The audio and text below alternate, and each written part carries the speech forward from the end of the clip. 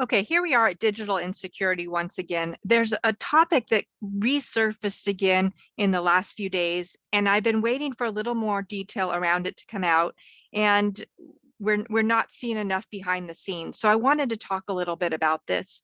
So we're going to talk about multiple levels, not just one contract versus another.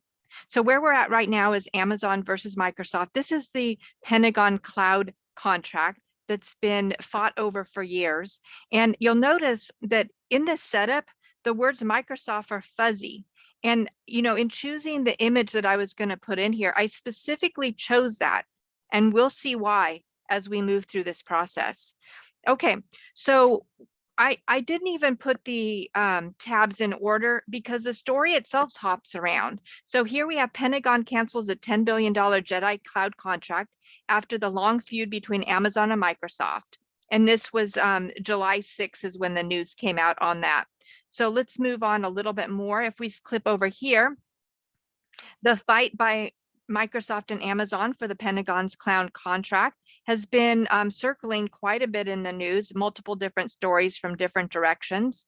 And of course, each article, like we know with journalism, will spin it the different way. So we've got Pentagon scraps the $10 billion cloud deal, Pentagon kills the deal, Pentagon cancels the disputed deal. So that'll tell you right there which articles we want to go into. But meanwhile, I'm just going to keep moving forward here. So here we've got one from Bloomberg, and this is Pentagon moves to split cloud deal between Microsoft and Amazon. Now, those terms are very different than they scrap the deal, right? Totally different scenario. But what is this going to tell us here? The Pentagon scrapped a $10 billion cloud computing contract awarded in 2019 to Microsoft after several years of wrangling between the government and some of the biggest US tech companies over the deal, indicating it plans to divide the work between Microsoft and rival Amazon instead. Now, I want to point something out here. And again, we're looking at data points. We don't know for sure at our level. And even when reports are generated, whether congressional reports or FOIA is pulled, we never quite get the truth or the full story. But I might point out that this week I have hosted a series of updates on ransomware attacks. And before that, we recently had a pipeline ransomware attack. All of these circulate around a cloud. And if you're managing from a Pentagon perspective or a government perspective, these are threats. They became real really fast. And if you've got a $1 billion contract that is at dispute, it's your neck on the line. So then if we back up the steps, I'll ask the question again that I asked silently before. Who actually was responsible for the pipeline hack? The ransomware attack that shut down the pipeline to the eastern states, knocking out, causing lines and lines of gas stations, knocking out businesses. It was brutal. This comes on the heels of the largest meat manufacturing plant being hacked. And then last week we had the company out of Florida who had a little leak into their vendors and brought down or affected 1,500 companies into ransomware. This is a huge deal. And if you can be the one to control the deck of cards, just like in Vegas, dealer always wins. So could there have been something more to this? Well, as we learn more about how companies operate, I don't think you'll find the answer to be no. The path might be yes, but let's just continue down the articles of what we have in front of us. With the shifting technology environment, it has become clear that the Jedi Cloud contract, which has long been delayed, no longer meets the requirements to fill the DoD's capability gaps. The Department of Defense said in a statement Tuesday, the project known as the Joint Enterprise Defense Infrastructure and intended as a sole source contract had been fiercely disputed. So sole source means that they haven't negotiated the right to continue pulling off the shelf services from multiple contractors, and instead they made a large payment to a primary contractor, and in agreement we're funneling all the money through them. So sole source. Instead, the Pentagon announced plans for a multi-vendor project and said it intends to seek proposals from a limited number of sources, namely Microsoft and AWS, the only two companies it deems capable of meeting the requirements. It said, so multi-vendor means those at the trough get the food. Amazon extended gains with this knowledge. And of course, Amazon applauded the decision. This is big business. And as we move through, of course, there's some more overview of the different articles, some more into the details there. And it goes on in the articles. But I want to even look at this one. This was from, almost a year ago. We're looking at about 10 months ago for immediate release. This was from defense.gov. DoD reaffirms the original Jedi Cloud award to Microsoft. The department has completed its comprehensive reevaluation of the Jedi Cloud. Hey, what else has been comprehensive, reevaluated, and even used the AUDIT methodology? See how far that gets us in government. But we'll continue with this. Jedi Cloud proposals have determined that Microsoft's proposals continues to represent the best value to the government.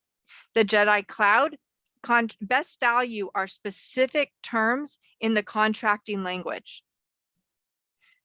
The Jedi Cloud contract is a firm fixed price, indefinite delivery, indefinite quantity. This sentence are also core terms in the award contract. So these are just check the box. This is the type of contract it is. That will make a full range of cloud computing services available to the DoD. While contract performance will not begin immediately due to the preliminary injunction order issued by the Court of Federal Claims on February 13th, 2020, DoD is eager to begin delivering this capability to our men and women in uniform. So what have they used during this dispute from 2019? If they couldn't move forward, what were they already using? And if they were already using it, was it stale? Was the contract extended? The money's always going somewhere. And when you follow the money, you're going to find the answers. So what we have here is a $10 billion contract that was up for grabs. Two of the top companies on this planet said, hey, we'll put in a bid for that. After review, and I don't necessarily mean the huge packages that were presented by each company, but I mean after the lobbying, after the games, the manipulations, the handshakes, everything that goes behind the scenes, they were swayed in one direction. And it was awarded to Microsoft. Now, in this day and age, I honestly do not understand why the losing company would not file an appeal. I mean, something this big is a huge game. It seems absolutely inexcusable and irresponsible if a company like Amazon doesn't throw up their hand and say, hey, wait a minute, I want this reviewed. And yet often companies will not, because they're small, they may not have an attorney. They figure, well, they'll get the next round or the next drippings from the table. But in this case, when you're the two largest companies on the planet or among the largest companies in the planet, you don't let one contract go one way or another, because that money isn't just today, it's tomorrow. So there's a few points to this that I wanted to look at. We have a serious wag the dog scenario that started a decade ago to be really noticeable, but many people didn't wake up to it until about a year and a half ago, right? A year and 3 months ago. And at that point, people started to realize, wait a minute, why is social media dictating our government? Why has social media overridden our Constitution? Why has social media unilaterally taken down the voice of the people.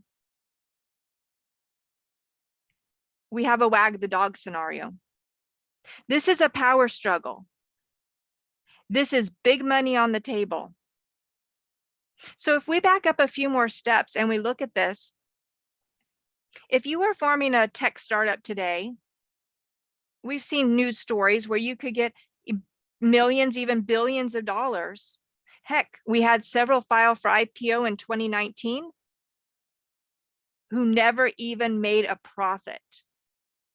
So how is that, you might ask? Well, it's because right now, profit is not king. What is king is the amount of data that you can have ownership over. By grabbing more information about people on this planet, about companies on this planet, about down to the detail, every little piece of data that you can run through analytics, package, sell, leak, trade, blackmail, rants, whatever extreme of that spectrum you want to be on, data is king. Microsoft and Amazon would do this for free because the data is worth so much to them. The government on the side would pay for the infrastructure. They would pay for all trainings for their own individuals. Microsoft and Amazon do not need a penny in profit from this. The data itself is not only worth its price in, I don't even know what's beyond gold, but then it's the manipulation of that data back against the people who awarded that contract. Now, remember, this isn't a contract for a mom and pop shop down the street. This is the Pentagon. And we have data that shows us that over the last decade, there have been major warehouses built, multi-level, go down deep into the ground, massive acreage that is collecting and storing your data. Now, I also want to point out that this past week, I did an overview on even the nice little US Postal Service that helps us out, has been collecting your data for over a century. Data is important. You want people to do what you want them to do? You have data on them. You control their data, you manipulate the data, you lose their data, you bring back up their data. It's 100% control and power.